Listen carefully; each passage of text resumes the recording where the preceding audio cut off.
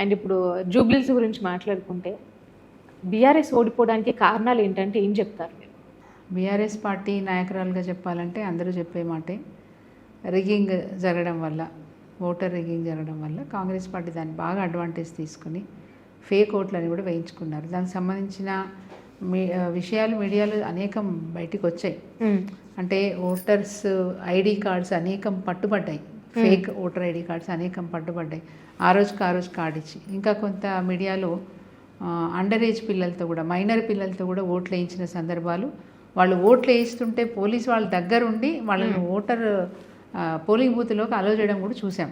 అంటే 13-14 ఇయర్స్ పిల్లలు కూడా ఓట్లు వేసినారంటే దాన్ని బట్టి మనం అర్థం చేసుకోవాలి. వాళ్ళు 2 డేస్లో పోల్ మేనేజ్మెంట్ చేసుకున్నారు. Just 2 days. ఎలక్షన్ రేపు ఉంది అంటే ఈరోజు రేపు 2 రోజులు బాగా పోల్ మేనేజ్మెంట్ చేసుకున్నారు. ఫేక్ ఓట్లు బాగా వేయించుకున్నారు. మరి రాహుల్ గాంధీ ఏమో నేషనల్ వైడ్గా వారు ఓట్ చోరీ ఆయన చెప్తూ ఉంటారు. దానికి త్రిబుల్ జరిగింది ఇక్కడ. ఆయన చెప్పేదానికి త్రిబుల్ జరిగింది ఇక్కడ.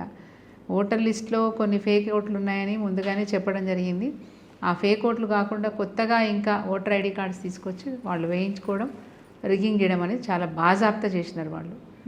ఇక సరే, అందరు చేసినట్టు వాళ్ళు కూడా ఓట్లకు పైసలు ఇవ్వడము, ఏదో ఫాల్స్ ప్రామిసులు చేయడం, ఇవన్నీ కూడా జరిగినాయి. ముఖ్యంగా ఏంటంటే ప్రజలు కూడా ఇప్పుడు ప్రభుత్వంలో కాంగ్రెస్ పార్టీ ఉంది కాబట్టి పైగా ఒక ఇంప్రెషన్ ఉంది.